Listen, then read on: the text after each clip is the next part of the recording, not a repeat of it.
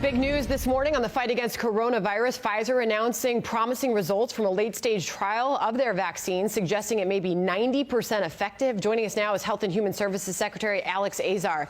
Mr. Secretary, great to have you on this morning on that news. But first, we've just confirmed that HUD Secretary Ben Carson has tested positive for coronavirus. We're told he's in good spirits. We wish him well. We also have seen reports that you were with him for an election night viewing party, where some fear that this could be a spreader event. How are you doing, and have you been tested? Well, I actually did not see Secretary Carson at the election night party, and I kept face covering on at all times and worked to maintain social distance, following exactly the types of advice that I give to the American people every time I can talk to them. Okay. And I wish Secretary Carson well. Absolutely. We all do. We're hearing he's doing okay this morning. We look for an update on that. Meanwhile, this vaccine is huge news. You've seen reaction on Wall Street. Did you see this coming, and what can you tell us it means for the fight against this virus?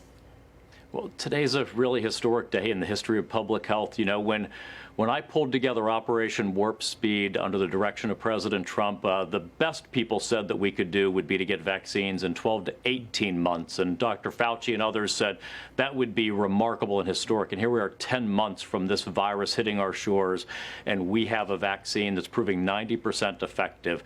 That's thanks to President Trump's leadership. It's thanks to Operation Warp Speed. And I talked to him just this morning, as I do most mornings, and he's really excited about the prospect that we'll be able to save American lives, not just through the vaccines that we have, many vaccines, not just this one that we've invested in, but also therapeutics.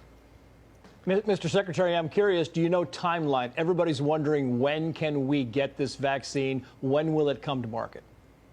Yeah, so Pfizer will have to now pull together their data and submit it to the FDA, where it will undergo an independent review process there. And so it, of course, has to be authorized by the FDA. So you should be thinking in the several week time period, both for the submission and then review by FDA of the data.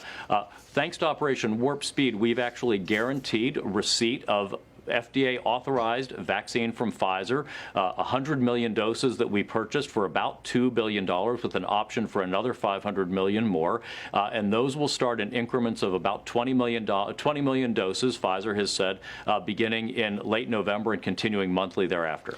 Mr. Secretary, the governor of New York State went on an interview this morning reacting to this breaking news.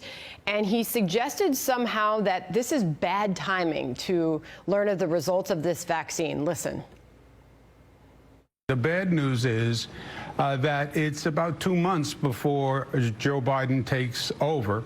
And that means this administration is going to be implementing a vaccine plan.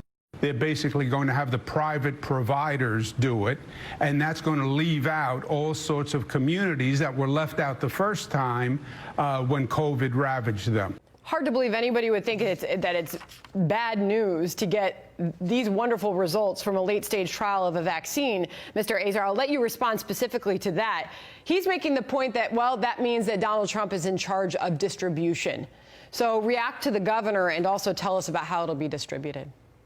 Well, it's just absolutely unconscionable that somebody would want to delay a vaccine to the American people that's safe and effective just for political partisan reasons. But here's the really interesting thing is Operation Warp Speed is working very closely with Governor Cuomo's health commissioner, Dr. Howard Zucker, and his team, because guess who's actually in charge of distributing within any state? The governor is, and his team's doing a really good job working with us, and they can set up a distribution system and prioritization within their state. But, you know, this is more one-size-fits-all approaches that only the government can do things. That's not what was Operation Warp Speed, which was public-private partnership. If we had relied only on government to do things, nothing would be getting delivered right now. Instead, I've got to go for breaking news, but are you getting any word from governors like Cuomo that they're going to try to stop the distribution of this under this presidency?